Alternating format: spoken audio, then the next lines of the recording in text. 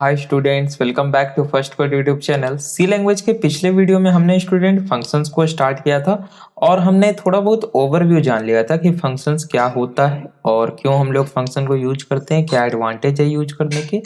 और हमने देखा था कि फंक्शन दो टाइप के होते हैं। जो फर्स्ट टाइप था वो था आपका लाइब्रेरी फंक्शन, जिसके बारे में हमने डिटेल में पिछले वीडियो में ही जान लिया था। आज हम लोग स्टार्ट करने जा रहे हैं यूजर डिफाइंड फंक्शंस को। हम लोग देखेंगे कि यूजर डिफाइंड फंक्शंस को किस प्रकार से हम लोग डिफाइन कर सकते हैं। यूजर डिफाइन का मतलब कि जो प्रोग्रामर के द्वारा एज आवर रिक्वायरमेंट, जिस तरह का हमारा रिक्वायरमेंट है, तो अपने रिक्वायरमेंट के हिसाब से जब हम फंक्शन को डिक्लेयर करते हैं, डिफाइन करते हैं, तो उन्हें यूजर डिफाइंड फंक्शंस कहा जाता है। इतना हमने देख लिया था पिछले वाले वीडियो में। तो हमें बेसिकली आज तीन चीज़ों के बारे में पढ़ना है, वो मैं आपको बता देता हूँ। सबसे पहले हम लोग देखेंगे स्टूडेंट फंक्शन डिक्लारेशन। ठीक है, किस प्रकार से हम फंक्शन को डिक्लेयर करते हैं, डिक्लारेशन। सेकंड हम लोग देखेंगे स्टूडेंट फंक्शन डेफिनेशन। ठीक है, फंक्शन डेफिनेशन यानी कि फंक्शन को किस प्रकार से हम डिफाइन करते हैं, कैसे उसके बॉडी को हम लोग राइट डाउन करते हैं। एंड लास्ट हम लोग देखेंगे कि जब फंक्शन हमारा डिक्लेयर हो गया, डिफाइन हो गया, तो किस प्रकार से उस फंक्शन को इन्वोक किया जाता है, कॉल किया जाता है, दैट इज फंक्शन कॉल। तो स्टार्ट करते हैं हम लोग फंक्शन डिक्लारेशन से। मैं टॉपिक दे देता हूं, फंक्शन डिक्लारेशन। ठीक है, देखिए फंक्शन डिक्लारेशन क्या होता है, आपको नेम से पता चल रहा होगा कि यहाँ पे करना क्या है, यहाँ पे डिक्लेयर करना है फंक्शन को। ठीक है, तो फंक्शन डिक्लारेशन क्या होता है स्टूडेंट, एक तरह से फंक्शन को हम लोग क्या करते हैं, डेफिनेशन से पहले, यानी जो एक्चुअल फंक्शन हमें लिखना है, फंक्शन की बॉडी हमें जो लिखना है, वो लिखने के पहले हम जस्ट क्या करते हैं, फंक्शन को डिक्लेयर करते हैं। क्यों डिक्लेयर किया जाता है, ताकि जो कंपाइलर है, ताकि जो सी कंपाइलर है, उसको फंक्शन के प्रोटोटाइप के बारे में पता चल सके। क्यों ये जरूरी है पता चलना, फॉर एग्जाम्पल मैं आपको एक प्रोग्राम बताता हूँ। देखिए हम लोग एग्जाम्पल से अगर समझेंगे तो अच्छे से समझ जाएंगे, अगर सिर्फ थ्योरी रटते हुए चलेंगे तो फिर समझने में काफी परेशानी होगी। तो इसीलिए मैं हर बार आपको एग्जाम्पल देते हुए चलूंगा और आप साथ में समझते चलेंगे। तो देखिए मैं एक एग्जांपल देता हूँ। जैसे मान लिया जाए आपके पास एक प्रोग्राम लिखा हुआ है कुछ इस प्रकार से, हैश इंक्लूड। ठीक है, और यहाँ पे है लाइक stdio.h। उसके बाद डायरेक्टली मान लिया जाए मेन लिखा हुआ है, वाइड मेन। ओके, और यहाँ पे मान लिया जाए कुछ इस प्रकार से लिखा हुआ है कि अ, क्या मैं कर दूं, हाँ एक कैर वेरिएबल ले लेते हैं, कैर सी इक्वस, या कैर सी को सिर्फ मैं डिक्लेयर, हाँ कैर सी इक्वस, और यहाँ पे लिख देते हैं, मान लिया जाए मैं कोई भी एक फंक्शन ले लेता हूँ, डमी फंक्शन। ठीक है, DUMMY डमी फंक्शन, और इसको मैं कॉल कर रहा हूँ। ठीक है, कुछ इस प्रकार से डमी फंक्शन। उसके बाद मैं यहाँ पे प्रिंट करा रहा हूँ इस सी को, तो प्रिंट एफ एंड %c या %d लिख देते हैं। ठीक है, और ये इस c के वैल्यू को प्रिंट कर देगा। नाउ मुझे इस डमी फंक्शन को डिफाइन करना होगा, तो मैं यहाँ पे लिख देता हूँ कैर डमी। ठीक है, यानी कि ये क्या करेगा, कैर टाइप के वैल्यू को रिटर्न करेगा, और यहाँ पे मैं सिंपली लिख दे रहा हूँ रिटर्न, कोई भी एक कैरेक्टर दे दीजिए, मैं यहाँ पे स्मॉल ए दे देता हूँ। ठीक है, अब मैं आप सभी स्टूडेंट से बोलना चाहूँगा, आप क्या कीजिए, वीडियो को पॉज कीजिए 2 सेकंड के लिए और सोचिए कि इसका आउटपुट क्या हो सकता है। 2 1। आई होप आप लोगों ने सोच लिया होगा, कई सारे लोगों ने सोचा होगा कि अच्छा यहाँ पे डमी फंक्शन कॉल हो रहा है, तो डमी फंक्शन यहाँ है भाई, ये कैरेक्टर टाइप रिटर्न कर रहा है, तो ए रिटर्न कर रहा है, ए यहाँ आ जाएगा, सी में स्टोर हो जाएगा, और जब हम % प्रिंट करा रहे हैं तो ऑब्वियसली यहाँ पे क्या प्रिंट होना चाहिए, 95 प्रिंट हो जाना चाहिए, जो कि ए की स्मॉल ए की यूनिकोड वैल्यू है। ठीक है, 95 नहीं 97 है आई थिंक, है ना, 97 है, हाँ तो वो प्रिंट हो जाना चाहिए। ठीक है, जो भी स्मॉल ए की यूनिकोड वैल्यू है। लेकिन ऐसा नहीं होगा, ठीक है स्टूडेंट, ऐसा नहीं होगा। अगर आप इस प्रोग्राम को एग्जीक्यूट कराते हैं तो आपको आउटपुट में क्या मिलेगा, आपको आउटपुट में मिलेगा एरर। क्यों एरर यहाँ पे आपको देखने को मिलेगा, कंपाइल टाइम एरर देखने को मिलेगा, क्योंकि आपने यहाँ पे फंक्शन का डिक्लेरेशन नहीं किया है। प्रॉब्लम कहाँ है वो हम लोग फाइंड आउट करते हैं। देखिए, हमें पता है कि हमारा प्रोग्राम का जो एग्जीक्यूशन होता है वो मेन से स्टार्ट होता है ना। कंपाइलर क्या करता है, मेन फंक्शन को फाइंड करता है। इतना तो हमें पता है कि हर एक सी प्रोग्राम में एक फंक्शन तो होगा ही होगा, एटलीस्ट वन फंक्शन। और अगर किसी सी प्रोग्राम में एक फंक्शन है तो वो फंक्शन मेन फंक्शन होगा, ये सब पता है सभी लोगों को। तो मेन फंक्शन के फर्स्ट लाइन से स्टार्ट होता है। तो यहाँ पे फर्स्ट लाइन में हमने दिया है एक कैरेक्टर वेरिएबल सी डिक्लेयर कराया है, उसमें हम लोग स्टोर करा रहे क्या, डम्मी। डम्मी अब क्या है भाई, ये तो एक फंक्शन का नेम हो गया है ना, फंक्शन को कॉल कर रहे हैं। यहाँ पे क्या किया जा रहा है, हालांकि मैंने अभी आपको फंक्शन कॉल के बारे में नहीं बताया, तो थोड़ा बहुत तो आपको समझ के चलना पड़ेगा। तो यहाँ पे हम फंक्शन को कॉल कर रहे हैं। तो जब हम फंक्शन को यहाँ पे कॉल कर रहे हैं तो मेन को, इस मेन फंक्शन को डमी फंक्शन के बारे में अभी जानकारी नहीं है। क्या जानकारी है इसके बारे में, नहीं है इसकी जानकारी। तो ये यहाँ पे एज्यूम कर लेगा, क्या करेगा, यहाँ पे ये एज्यूम कर लेगा कि इस डमी फंक्शन का रिटर्न टाइप क्या है, इंट है। ठीक है, देखिए मैं जो बता रहा हूं मेरी बातों को ध्यान से समझिए। ठीक है, ये यहाँ पे एज्यूम, यहाँ पे मैं लिख दे रहा हूं, यहाँ पे कंपाइलर एज्यूम कर लेगा, एज्यूम कर लेगा कि रिटर्न टाइप इंट है। ठीक है, रिटर्न टाइप क्या है भाई, तो रिटर्न टाइप इंट है। ओके, नाउ अब नेक्स्ट आप चलिए, यहाँ पे तो इसने क्या किया, एज्यूम कर लिया। और यहाँ पे भी ये क्या करता है, वेरिएबल आर्ग्यूमेंट को एज्यूम कर लेता है। और अगर आपने कोई आर्ग्यूमेंट नहीं दिया तब तो फिर कोई प्रॉब्लम नहीं है। जब ये यहाँ से, यानी कि जब आपने इस फंक्शन को कॉल किया है, तो जब ये कॉल्ड फंक्शन पे जाएगा, डमी पे जाएगा, तो यहाँ पे आकर क्या देखेगा, यहाँ पे ये देखेगा कि भाई रिटर्न टाइप तो कैर है। रिटर्न टाइप क्या है, रिटर्न टाइप कैर है। तो यहाँ पे जो रिटर्न टाइप होगा ये आपका क्या हो जाएगा, मिसमैच हो जाएगा, इसलिए आपको यहाँ पे एरर देखने को मिल जाएगा। आ रही मेरी बात समझ में। तो यहाँ पे आपको इसलिए एरर देखने को मिल जाएगा। अब कई सारे स्टूडेंट्स का डाउट होगा कि सर कंपाइलर ने कैसे ये एज्यूम कर लिया कि इसका रिटर्न टाइप इंट है। तो भाई मेरे, आप एक बात बताइए, मेन फंक्शन को क्या डमी फंक्शन के बारे में जानकारी है, नहीं है जानकारी। तो इसको एज्यूम करना है। और हमें पता है कि अगर फंक्शन का रिटर्न टाइप नहीं देते हैं तो बाय डिफॉल्ट इंट होता है। अगर मान लिया जाए मैं मेन के मीन्स मेन का रिटर्न टाइप दिया हूँ वॉइड, अगर मैं ना दूं तो बाय डिफॉल्ट क्या हो जाएगा, इंट हो जाएगा। तो इसीलिए यहाँ पे कंपाइलर एज्यूम कर लेगा हमारा कि इस डम्मी का रिटर्न टाइप इंट है। लेकिन जैसे ही ये कॉल्ड फंक्शन पे जाएगा, डमी पे जाएगा, ये देखिएगा रिटर्न टाइप क्या है, और यहाँ पे मिसमैच का एरर आपको देखने को मिल जाएगा। इसको अवॉइड करने के लिए हम लोग क्या करते हैं, फंक्शन डिक्लेरेशन को यूज करते हैं। ठीक है, नाउ फंक्शन डिक्लेरेशन क्या कहता है स्टूडेंट, कि आप क्या कीजिए, कॉल फंक्शन को कॉल करने के पहले आप उसको डिक्लेयर कर दीजिए। ठीक है, फंक्शन को डिक्लेयर कर दीजिए। डिक्लेयर मीन्स डेफिनेशन नहीं होता है, आपको पूरा का पूरा फंक्शन डिफाइन नहीं करना है, जस्ट उसका प्रोटोटाइप बता देना है कि अच्छा ये एक फंक्शन कभी बाद में मैं डिफाइन करने वाला हूं। आ रही है मेरी बात समझ में। जैसे मैं आपको बताता हूं, ठीक है, फंक्शन डिक्लेरेशन होता क्या है, सिंटैक्स में आपको बताता हूं। सिंटैक्स देखिए, नोट्स आपको डिस्क्रिप्शन में मिल जाता है स्टूडेंट, तो वहां से आप जरूर जाकर डाउनलोड कर लें। लिंक पीडीएफ का नीचे डिस्क्रिप्शन में मैंने दे रखा है। ठीक है, तो सिंटैक्स हम लोग देख लेते हैं। फंक्शन डिक्लेरेशन की अगर बात करें तो सबसे पहले आपको बताना है रिटर्न टाइप क्या होगा आपका फंक्शन का। ठीक है, रिटर्न टाइप। देन आपको बताना है फंक्शन का नेम, और उसके साथ में आपको पैरामीटर लिस्ट देने हैं। ठीक है, पैरामीटर लिस्ट, ये तो आपको पता है, और सेमी कॉलन लगाना है। ठीक है, करली ब्रेसेस नहीं देना है, इसका आपको खास ध्यान रखना है। ये है स्टूडेंट आपका सिंटैक्स फॉर फंक्शन डिक्लेरेशन। ठीक है, तो आई होप आप लोग समझ गए होंगे। एग्जाम्पल अभी मैं दूंगा तो आप लोग फटाक से समझ जाइएगा। जैसे अगर मान लिया जाए, मैं यहीं पे बात करता हूं, ठीक है, अगर मुझे इस एरर को अवॉइड करना हो तब मैं क्या कर सकता हूँ?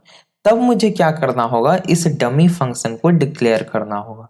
ठीक है, तो चलिए मैं यहाँ पे एक जैसे डिक्लेयर करके आपको बताता हूँ कि आपको कुछ इस प्रकार से डिक्लेयर करना है। रिटर्न टाइप आपने दिया इंट, फंक्शन का कुछ नेम देना है इस प्रकार से सम, उसके बाद आपको पैरामीटर लिस्ट देना है, मीन्स कुछ इस प्रकार से int x comma int y, जो भी आपके नंबर ऑफ पैरामीटर्स और जो भी टाइप ऑफ पैरामीटर्स हैं। ठीक है, ये एक एग्जांपल हो गया। आप यहाँ पे चाहें तो इवन ये जो पैरामीटर्स के नेम है इसे आप अवॉइड कर सकते हैं। ठीक है, इसे आप अवॉइड कर सकते हैं। क्यों अवॉइड कर सकते हैं? क्योंकि हम जब डिक्लारेशन कर रहे हैं तो हम जस्ट कंपाइलर को बता रहे हैं। ठीक है, यहाँ से कुछ हो नहीं रहा है, ये जस्ट डिस्क्रिप्टिव है। यहाँ पे हम कंपाइलर को ये बताना चाह रहे हैं, इंफॉर्मेशन देना चाह रहे हैं कि भाई कंपाइलर सुनो, एक फंक्शन होने वाला है जिसका नेम सम होगा, जिसका रिटर्न टाइप इंट होगा और इतने नंबर ऑफ पैरामीटर्स ये लेगा और ये पैरामीटर का टाइप होगा। ठीक है, तो इसको मैं इस प्रकार से भी लिख सकता हूं, ये इसके इक्विवेलेंट होगा। अगर मैं लिखता हूं इंट सम इंट कॉमा इंट, ठीक है, एंड सेमीकोलन, ये भी परफेक्टली करेक्ट है एंड ये भी परफेक्टली करेक्ट है। आई होप आप लोग समझ गए होंगे। ठीक है, तो जो फंक्शन डिक्लारेशन होता है वो हमें क्या बताता है?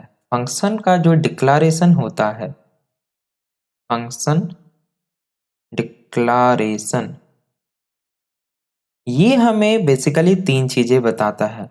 ठीक है, पहला हमें ये बताता है कि फंक्शन का नेम क्या होने वाला है, हमें मतलब कंपाइलर को ये बताता है कि सुनो भाई कंपाइलर, फंक्शन का नेम ये फलाना होने वाला है।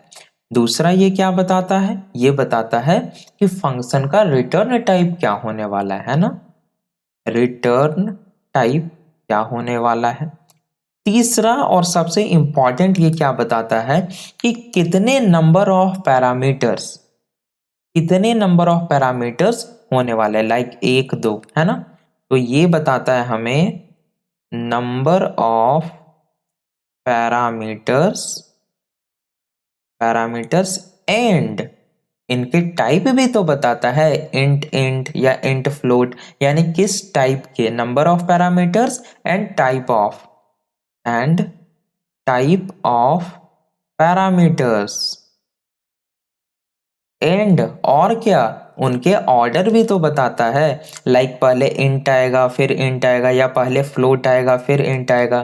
तो number of parameters and type of parameters and their order, है ना, उनका ऑर्डर क्या होने वाला है।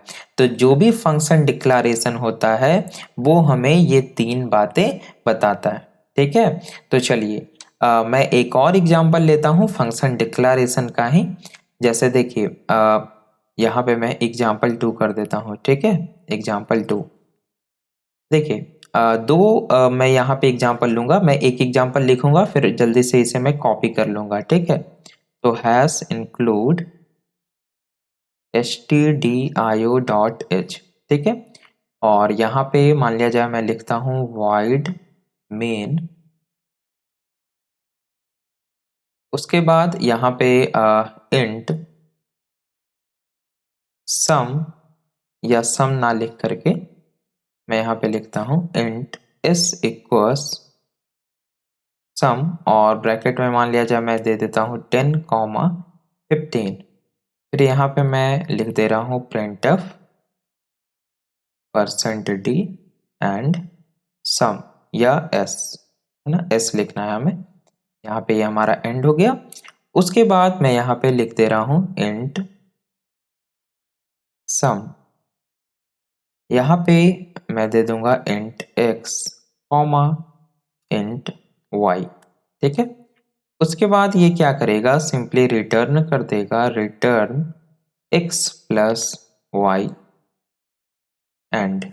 चलिए, तो ये है स्टूडेंट आपका एक छोटा सा प्रोग्राम, और अगर आप यहाँ पे देखें तो वो मेन फंक्शन हमारा यहाँ है, और मेन फंक्शन का फर्स्ट लाइन ये है, यहाँ पे एक s वेरिएबल डिक्लेयर्ड है इंटीजर टाइप का, और जो क्या कर रहा है कि सम फंक्शन को कॉल करके जो भी रिटर्न आ रहा है उसे स्टोर कर रहा है। ठीक है, तो सम फंक्शन को जब मैंने कॉल किया है तो मैंने क्या बताया था कि मेन को अभी तक पता नहीं चला है सम फंक्शन के बारे में, पहली बार आया है यहाँ पे। तो ये क्या एज्यूम कर लेगा, ये एज्यूम कर लेगा कि इसका रिटर्न टाइप इंट है। ठीक है, ये एज्यूम कर लेगा इसका रिटर्न टाइप इंट है। और 10 इसका पहला मीन्स पैरामीटर हो गया, 15 इसका दूसरा पैरामीटर हो गया। यहां से ये चला जाएगा कहाँ, यहां से ये सीधे चले जाएगा इस फंक्शन कॉल पे। ठीक है, यहां देखिएगा कि भाई हाँ रिटर्न टाइप तो इंट है और सम को ये कॉल कर रहा है, और ये जो 10 है ये आपका इस x में आ जाएगा, ये जो 15 है ये y में आ जाएगा, x प्लस वाई यानी कि 15 10 25, 25 ये रिटर्न करेगा और ये फिर वापस कहाँ चला जाएगा, ये वापस चला जाएगा यहाँ पे और ये आ जाएगा 25, 25 आपका इसमें स्टोर हो जाएगा और प्रिंट क्या हो जाएगा भाई 25 प्रिंट हो जाएगा। अब आप सोचिएगा कि यहाँ पे हमें एरर देखने को नहीं मिला है, तो यहाँ पे अगर मैं आउटपुट की बात करूँ स्टूडेंट, यहाँ पे मैं आउटपुट की अगर बात करूँ तो देखिए यहाँ पे आपको मे बी जो मैं बोल सकता हूँ कि जो भी पुराने कंपाइलर्स थे शायद यहाँ पे आपको एरर दे सकते हैं, लेकिन जितने भी मॉडर्न कंपाइलर हैं यहाँ पे आपको जस्ट वार्निंग देंगे। ठीक है, यहाँ पे आपको वार्निंग मिलेगा, एरर नहीं मिलेगा, क्योंकि ये इसने इंट एज्यूम किया था, यहाँ भी इंट हो गया। ठीक है, और यहाँ पे आपको 25 देखने को मिल जाएगा। लेकिन ऐसा आपको सजेस्टेड नहीं है, आपको ऐसा बिल्कुल भी नहीं करना है, ऐसा नहीं करना है।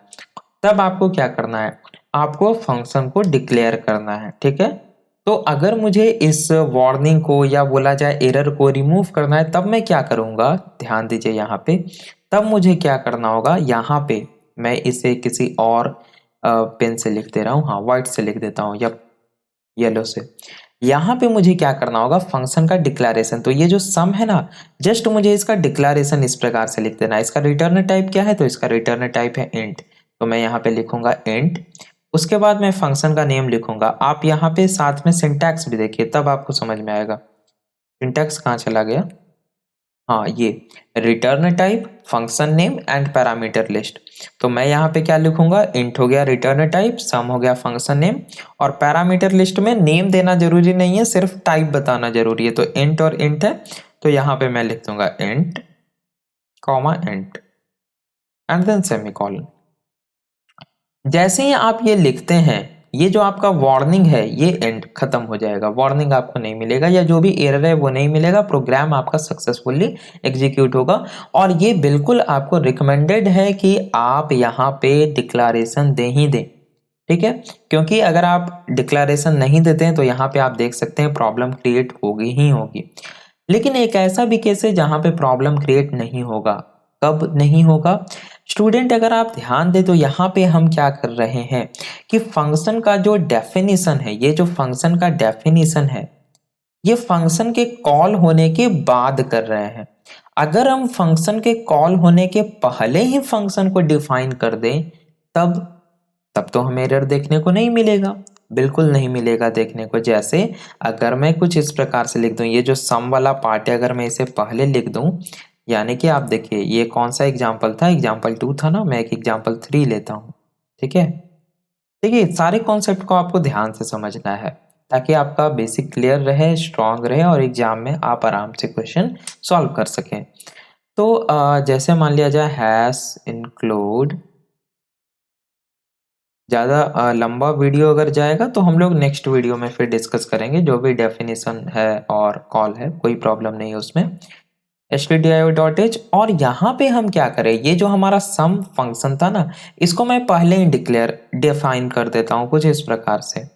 इंट सम, ये क्या कर रहा है भाई, तो दो वैल्यू ले रहा है, एक x और दूसरा y, दोनों इंटीजर टाइप का, और कर क्या रहा है भाई, तो रिटर्न कर रहा है x प्लस y को।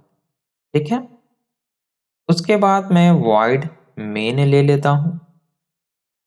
नाउ अब यहाँ पे void main क्या करेगा भाई, तो इसके पास एक वेरिएबल है, लोकल वेरिएबल इंट s, यहाँ पे अभी इस सम को कॉल करेगा। ठीक है, और उसके बाद लेट्स से 10 एंड 15 दे रहा है एंड प्रिंट करा रहा है इसके वैल्यू को using format specification %d। And. अब अगर आप यहाँ पे ध्यान दें स्टूडेंट, तो हमने जब यहाँ पे सम को कॉल किया है, सम को जब कॉल किया है तो उसके पहले यहाँ पे सम का डेफिनेशन मौजूद है, यानी कि इस मेन फंक्शन को इस सम के बारे में, सम फंक्शन के बारे में ऑलरेडी पता है। तो जब इसको ऑलरेडी पता है, मैं यहाँ पे लिख देता हूं कि यहाँ पे देखिए नोट्स आपको मिलेगा ना एकदम प्रॉपर, इसी प्रकार का पीडीएफ ब्लैक बैकग्राउंड का मिल जाएगा, आराम से आप पढ़ सकते हैं, फोन में लैपटॉप में खोल के रिवीजन कर सकते हैं। मेरे वीडियो को 2 गुना 3 गुना स्पीड पे देखिए, साथ में पीडीएफ खोलिए, कहीं प्रॉब्लम आपको नहीं आएगी। ठीक है, चलिए। तो मैं क्या लिख रहा था कि यहाँ पर मेन फंक्शन को सम फंक्शन के बारे में, सम फंक्शन के प्रोटोटाइप के बारे में, सम फंक्शन के बारे में नहीं लिखता हूं मैं, ठीक है, सम फंक्शन के प्रोटोटाइप के बारे में पूर्व से जानकारी है। ज्यादा हिंदी हो गया क्या? कोई बात नहीं है, पूर्व से जानकारी है। तो यहाँ पे इसको पता है, ठीक है, यहाँ पे मेन को पता है कि ये जो सम जो है ये इंट रिटर्न टाइप है इसका, और जो है ये 2 पैरामीटर, यानी कि पैरामीटर 2 वैल्यू ले रहा है, पहला इंटीजर और दूसरा भी इंटीजर।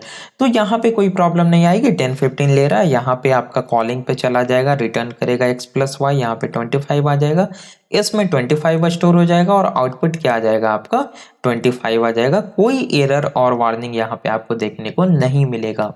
तो यहाँ से एक बात हम क्या समझें कि फंक्शन डिक्लारेशन मैंडेटरी है, फंक्शन डिक्लारेशन मैंडेटरी है, ओनली तभी मैंडेटरी है जब जो कॉल्ड फंक्शन हो, ध्यान से सुनना है मेरी बात, जो कॉल्ड फंक्शन हो वो कॉलिंग फंक्शन के बाद में डिक्लेयर हो। मीन्स देखिए, आपको पता है ना कॉलिंग फंक्शन और कॉल्ड फंक्शन क्या होता है। कॉल्ड फंक्शन जिसको हम कॉल करते हैं, देखिए मैं यहाँ पे लिख दे रहा हूं एकदम शुद्ध हिंदी में, शुद्ध हिंदी में कॉल्ड। अब ये हैज समझ के आप प्री प्रोसेसर डायरेक्टिव ना समझ ले तो मैं इसे हटा भी दे रहा हूँ, ठीक है, कई लोगों को कंफ्यूज कर देगी ये। तो कॉल्ड फंक्शन, कॉल्ड फंक्शन किसे कहते हैं? देखिए जिस फंक्शन को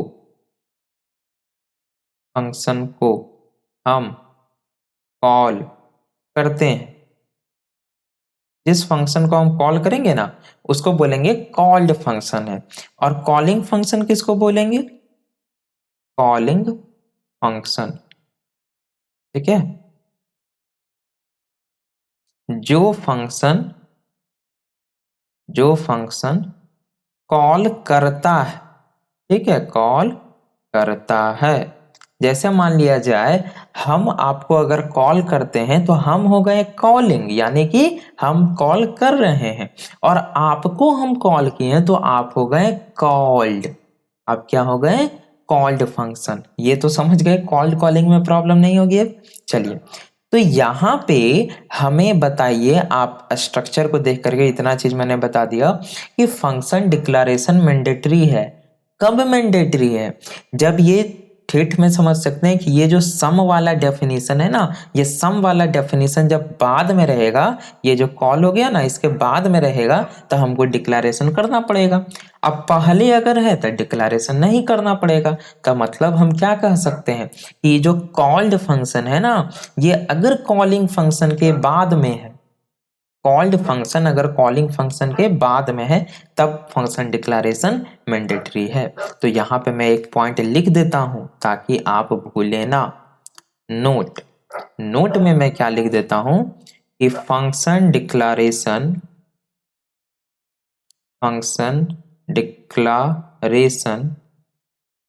इज नोट नेसेसरी, ठीक है, इस प्रकार से लिख देता हूं, note necessary if the called function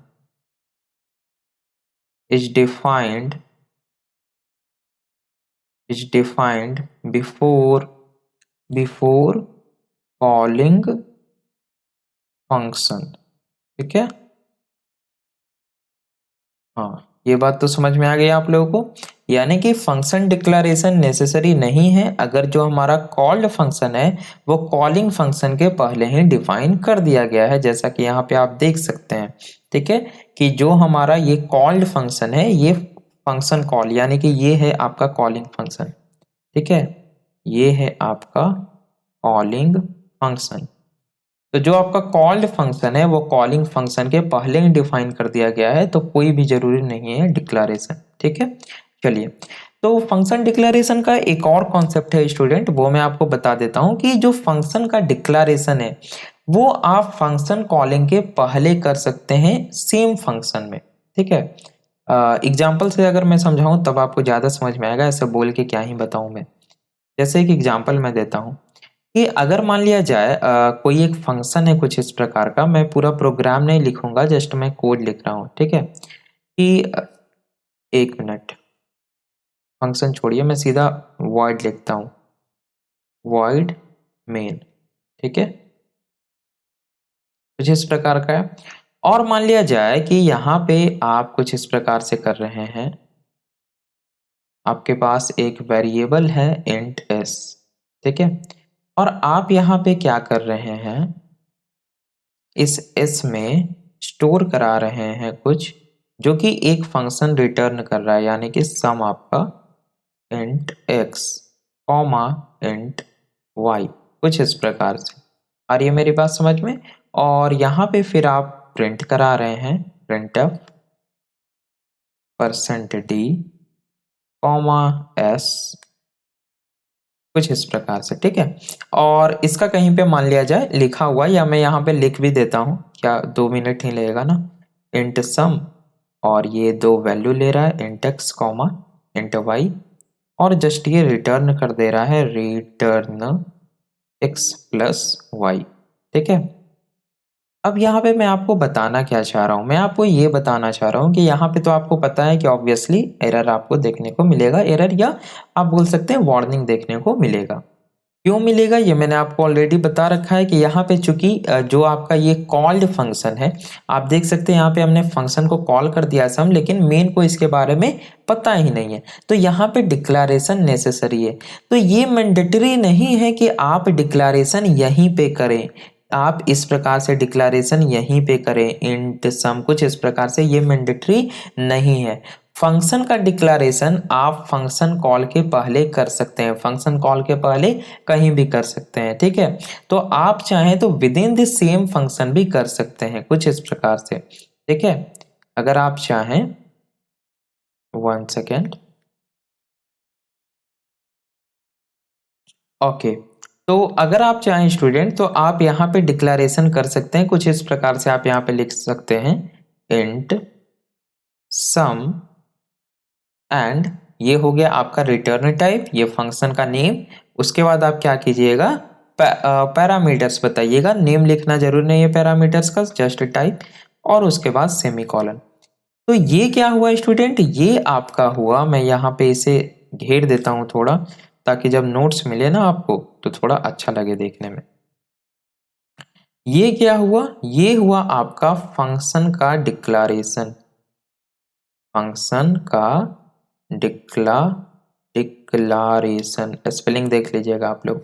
ठीक है, और ये क्या हो रहा है आपका, ये हो रहा है आपका फंक्शन कॉल, यानी कि आप फंक्शन का डिक्लेरेशन फंक्शन कॉल के पहले कहीं भी कर सकते हैं। ठीक है, आप समझ गए, आप with in the same function भी कर सकते हैं। ठीक, तो ये था स्टूडेंट आपका फंक्शन डिक्लेरेशन। फंक्शन डिक्लेरेशन यहाँ पे आपका एंड हो गया। तो यहाँ पे तो जस्ट हमने क्या देखा ना कि फंक्शन को किस प्रकार से हम डिक्लेयर करते हैं, समझ रहे मेरी बात। डिक्लेयर करना मीन्स क्या हुआ, एक तरह से कि अभी हम जस्ट कंपाइलर को ये बता रहे हैं कि अच्छा भाई सुनो, कि फ्यूचर में, फ्यूचर कहने का मतलब कि अभी आगे प्रोग्राम में आगे क्या है, इस टाइप का, इस नेम का, इस प्रोटोटाइप का एक फंक्शन मौजूद है। ठीक है, और जिसका कॉल मैं पहले ही कर रहा हूं, तो जस्ट कंपाइलर को ये बताने के लिए। तो फंक्शन डिक्लेरेशन का अगर डेफिनेशन पूछा जाए, मीन्स कोई अगर आपसे पूछता है कि फंक्शन डिक्लेरेशन क्या है, डीआरडीओ सिस्टम में तो ऑब्वियसली नहीं पूछा जाएगा, इंटरव्यू वगैरह में, तो आप बोल सकते हैं कि फंक्शन डिक्लेरेशन क्या है सर, कि हम क्या करते हैं, फंक्शन के प्रोटोटाइप को हम फंक्शन कॉल के पहले डिक्लेयर करते हैं ताकि कंपाइलर को फंक्शन के प्रोटोटाइप के बारे में पता चल सके और फंक्शन कॉल के समय वो उस प्रोटोटाइप को फॉलो कर सके।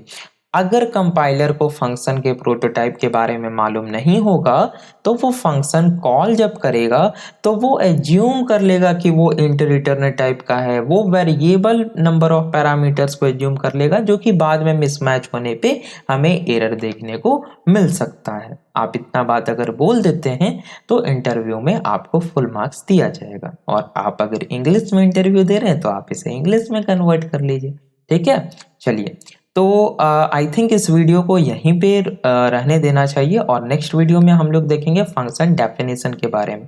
ठीक है, जो लोग हमारे चैनल पे नए हैं स्टूडेंट, उनको मैं बता देना चाहता हूँ कि हमारे channel first code let's begin पे कंप्लीट कोर्स चल रहा है और DRDO सेप्टम 10 टियर 2 CSIT के लिए कंप्लीट बैच आप यहाँ पे देख सकते हैं मौजूद है। सी लैंग्वेज के थ्योरी, सी लैंग्वेज के MCQs, computer network theory, Java and हो चुका है, जावा के MCQs, ऑपरेटिंग सिस्टम, और यहाँ पे सॉफ्टवेयर इंजीनियरिंग मौजूद है, DSC DBMS अभी आपका आने वाला है। यानी कि कंप्यूटर साइंस IT के स्टूडेंट को सोचना नहीं है, कहीं जाना नहीं है, थ्योरी भी यहीं मिलेगा, MCQs भी लाइव कराए जाएंगे, और तो और जब आपका कंप्लीट सिलेबस एंड हो जाएगा तो आपको फुल लेंथ के टेस्ट सीरीज करवाए जाएंगे, प्रोवाइड नहीं कराए जाएंगे, सॉल्व कराए जाएंगे लाइव यूट्यूब पे।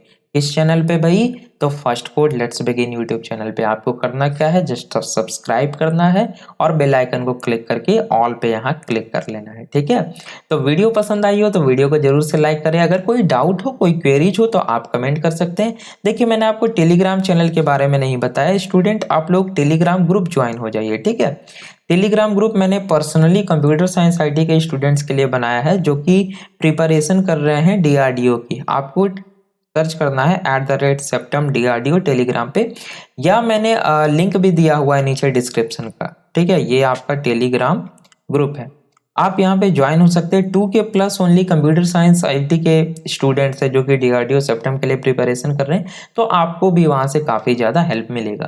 तो मिलते हैं हम लोग अपने नेक्स्ट वीडियो में जहाँ पे हम लोग पढ़ेंगे फंक्शन डेफिनेशन को। Thanks for watching.